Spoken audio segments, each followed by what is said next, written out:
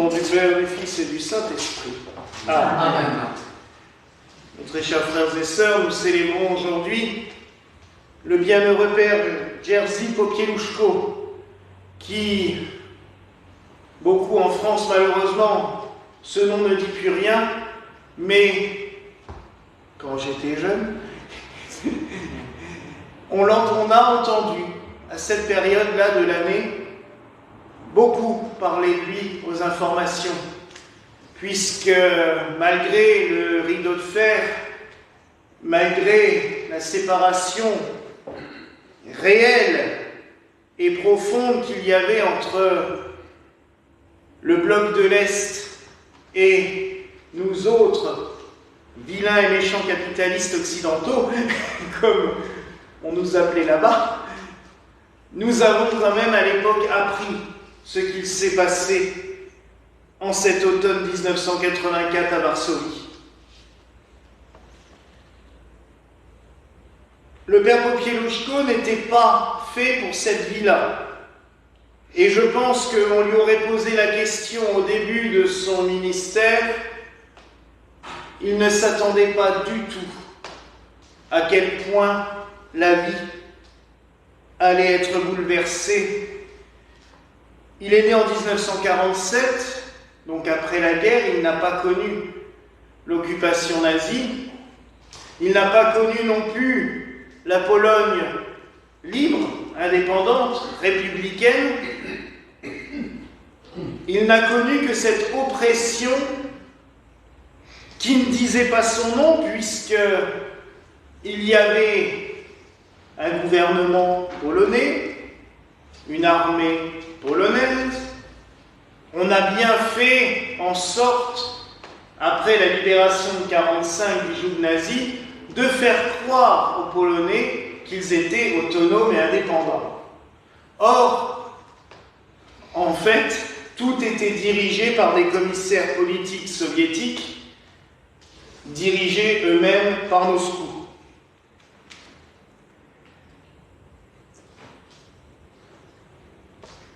Le père Popieluszko n'a pas fait au début de sa vie, ni dans sa jeunesse, preuve d'un militantisme ou d'un nationalisme polonais exacerbé.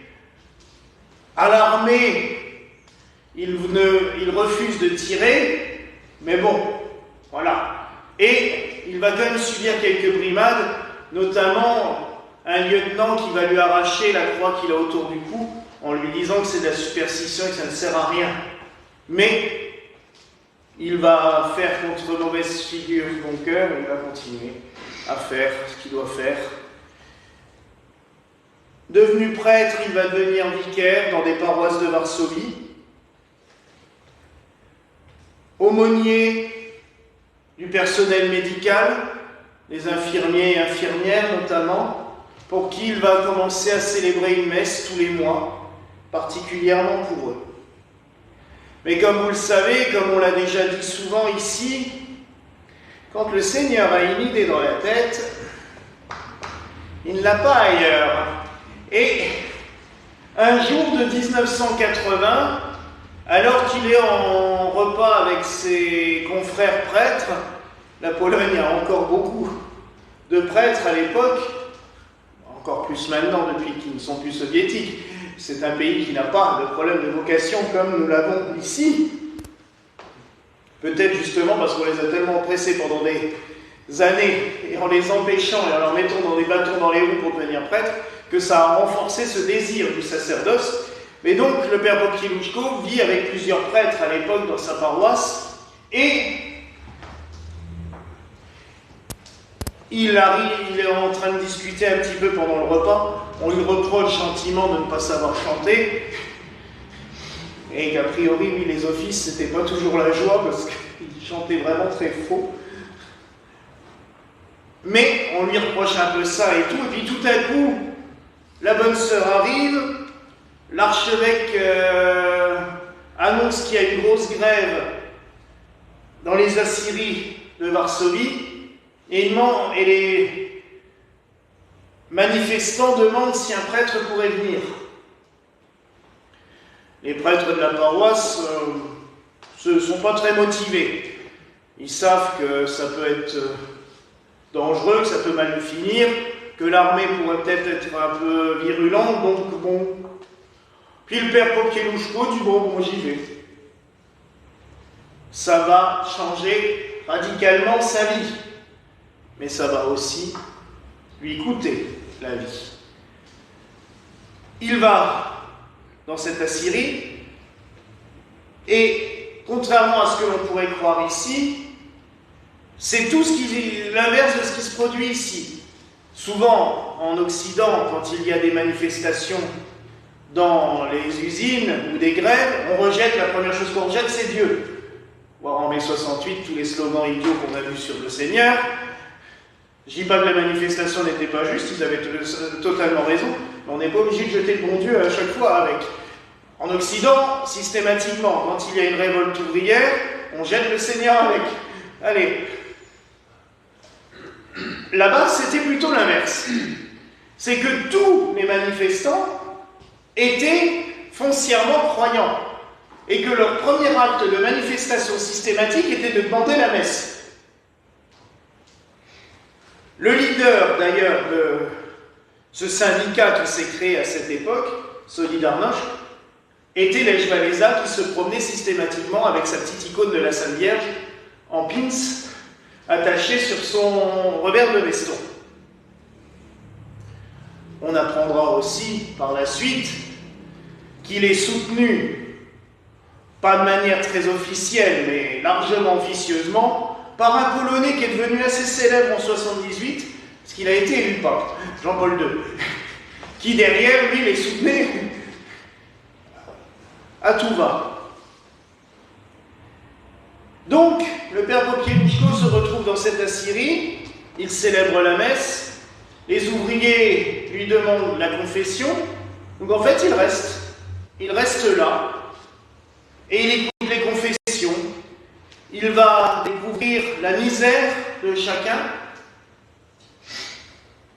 parce que tout en étant en régime communiste qui promet monts et merveilles aux ouvriers, ils n'ont rien, les pauvres. Ils sont totalement démunis, ils n'ont pas de sous, ils n'ont rien. On les fait vivre dans une misère terrible. Il va accueillir chez lui des étudiants qui, eux aussi, sont dans une souffrance terrible, parce que déjà, il n'y a pas de moyens. Et deuxièmement, les études sont bien sélectionnées. C'est-à-dire qu'il y a interdiction formelle d'étudier tous les auteurs polonais. Et il faut reconnaître quand même que dans les auteurs polonais, il y a quand même des très grands auteurs, des très grands musiciens aussi.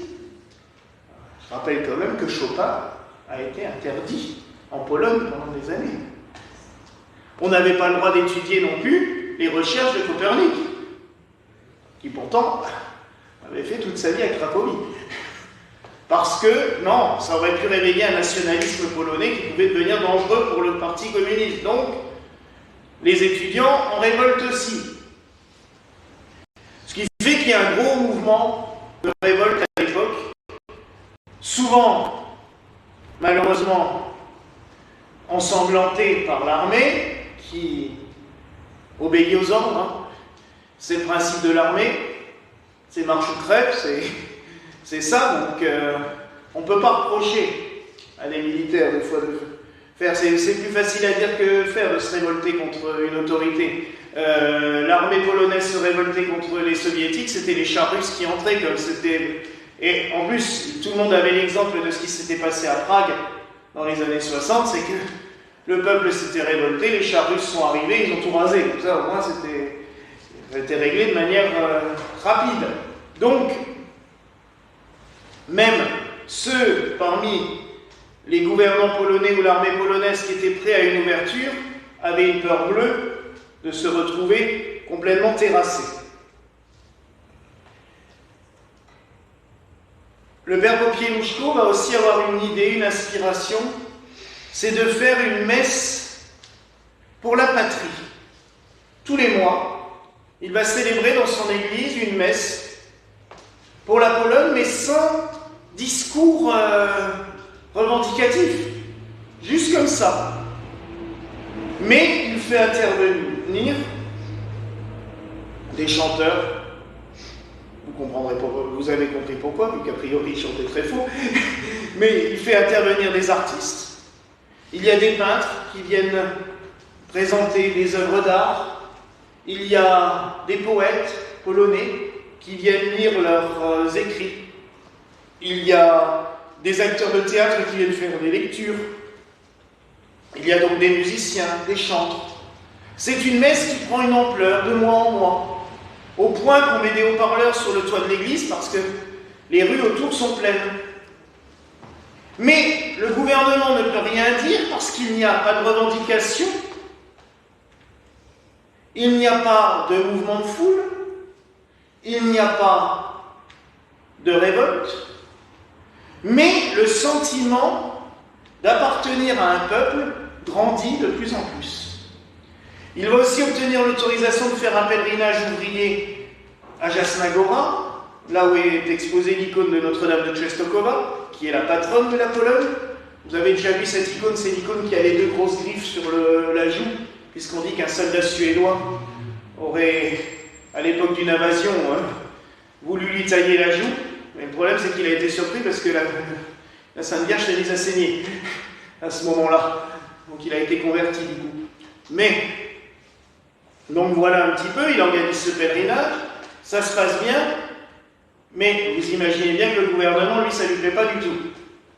Donc on va commencer à l'arrêter, on ne trouve rien, on perquisitionne chez lui, on va trouver des tracts appelant à la révolution contre le gouvernement, mais qui n'étaient pas imprimés par lui, vous imaginez bien. On sait que dans tout régime fasciste, c'est la meilleure solution, c'est de faire des fausses accusations. Donc en fait, les policiers sont arrivés avec leur tract sous le bras. Ah ben tiens, on a trouvé ça. Et hop, il va être libéré parce que malgré tout, il a une bonne réputation. On voit bien qu'à chaque fois qu'on essaye de l'attaquer, ben, ça ne marche pas parce qu'il est populaire. Les gens l'apprécient. Et comme il n'a jamais été dans un appel à la violence, à la colère ou à la révolte, on ne peut rien faire contre lui. Donc on va utiliser un moyen détourné. Et pourtant, pendant 3 ans, à chaque fois qu'il va faire un déplacement, il a des gens qui se déguisent en lui pour faire croire qu'il est dans d'autres voitures. Parce qu'il sait qu'il est poursuivi, systématiquement. Il voyage les 3/4 du temps dans le coffre de la voiture, pour pas qu'on voit qu'il va à un endroit ou à un autre. Mais un jour, on va venir le chercher en lui faisant croire qu'il doit venir s'occuper d'une paroisse qui a besoin du père Jerzy pour parler, pour discuter. Il part. La voiture est suivie. On va les mettre dans un coin. On va les kidnapper. Et en forêt, on va les assassiner. Lui, son chauffeur et l'accompagnateur. Et son corps va être jeté dans la rivière.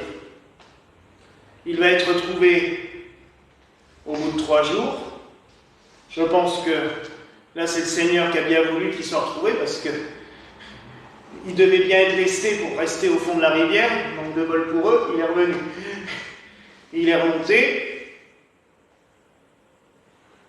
On va l'enterrer. Une cérémonie qui va attirer des milliers et des milliers de personnes.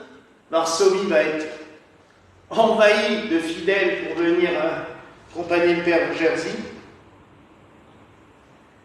Le gouvernement va quand même réagir pour éviter de dire que c'est eux qui ont organisé ça, même si par la suite on saura que c'était tout simplement le ministère de l'Intérieur qui avait fait bosser les services secrets pour le faire abattre. Mais ils vont choper les meurtriers, les condamner. C'est très drôle qu'on sait quand les meurtriers sont condamnés par ceux qui les ont envoyés faire. C'est souvent le problème des services secrets, ça. Quand il y a des problèmes, vous savez, dans le temps dans Mission Impossible, nous nierons toutes. Personne ne sera au courant de ce que vous avez fait ou nous ne vous connaissons pas. Ben là, c'est exactement ce qui s'est passé. le général Jaruzelski qui dirigeait l'armée à l'époque et qui dirigera le pays à la fin en 85, quand il sera viré, on comprendra quand même qu'il était bien derrière ça, et que c'était bien lui qui avait tout piloté. Mais, donc le père Jerzy va être enterré devant son église, dans un tombeau qui ressemble à une grande pierre, c'est assez impressionnant. Et en fait, ça va réveiller encore plus. Son martyre va donner de l'énergie à toutes et tous. Solidarnosc va grandir, le syndicat. Le pape Jean-Paul II, qu'on n'ose jamais interdire de retourner dans son pays. À chaque fois, les communistes aimeraient qu'ils ne viennent pas, mais comment interdire à l'homme le plus puissant du monde de venir? Bon, c'est compliqué. Vient, et qu'est-ce qu'il fait? Il va sur la tombe. Et il va embrasser la tombe du père Jerzy. Aïe, ça fait encore plus grandir le sentiment national. Et beaucoup pensent que l'action coordonnée du pape Jean-Paul II et la prière du père Jerzy et son martyre ont fait plus pour la fin de l'oppression communiste en Pologne que toute autre chose. Parce que là, c'était indéboulonnable, cette énergie, cette force qui était née, la prière. Je me souviens d'un banquier un jour qui me dit « Ah ben la prière, je suis désolé, moi ça c'est pas une garantie. » Moi je dirais que justement, c'est une garantie. Et que là, en l'occurrence, ça a été la garantie de la fin, ça a été le début de la fin. La mort du père Jerzy Popieluszko a été le début de la fin. Parce que le gouvernement polonais a commencé à s'enliser très vite. On a nommé le général Jaruzelski. Il était connu, il avait une tête horrible avec des grosses lunettes noires. On le repérait de loin, celui-là. Il s'est enlisé. Et en parallèle, à Moscou, il y avait Gorbatchev qui arrivait au pouvoir et qui lui ouvrait les portes de plus en plus. La perestroïka. Ce qui fait que le gouvernement polonais, à la fin, était en totale opposition avec tout ce qui se passait autour de lui, et ils étaient presque à essayer de sauver un truc qui n'existait déjà plus.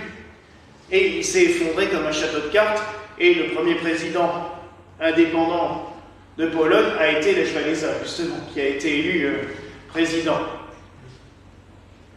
Malheureusement, ils sont tombés dans l'extrême par la suite, puisqu'après le départ de Lech Walesa, c'est l'extrême droite qui a pris la place de l'extrême gauche. Donc ça n'a pas beaucoup changé.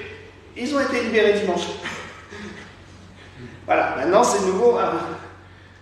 Ils vont pouvoir de nouveau respirer. Mais il y a des pays qui n'ont pas de chance comme ça. Mais la place n'est pas de faire de la politique. Mais ce qu'a laissé le père Jerzy là-bas, c'est vraiment déjà la preuve qu'on ne maîtrise rien. Quand le Seigneur a décidé de quelque chose pour nous, il faut suivre. Eh oui, c'est comme ça. On n'a pas le choix. Et ça va bien avec l'évangile du jour, qui nous dit quitte tout. Même quand on ne veut pas, ça se fait des fois tout seul. Si on a... Après, on n'est pas obligé. Il y a des fois où la vie fait qu'on est accompagné par nos proches. Ça, c'est bien. Mais il y a des fois où le choix de servir Dieu fait qu'on est obligé d'abandonner certaines choses sur la route. Ben oui. Le père Jerzy aurait préféré peut-être sans doute une vie de confort. C'était peut-être plus sympathique, plus agréable d'être un petit prêtre dans une paroisse tranquille. Lui, il a dû faire le sacrifice de beaucoup de choses, au point de perdre sa vie. Mais comme le dit le Seigneur, qui perd sa vie pour moi, la gagne dans les cieux. Donc c'est un bon intercesseur, c'est quelqu'un que nous pouvons prier, un bon modèle aussi. Et nous pouvons aussi célébrer Dieu parce que, en tout temps, à toute époque, il nous donne des guides.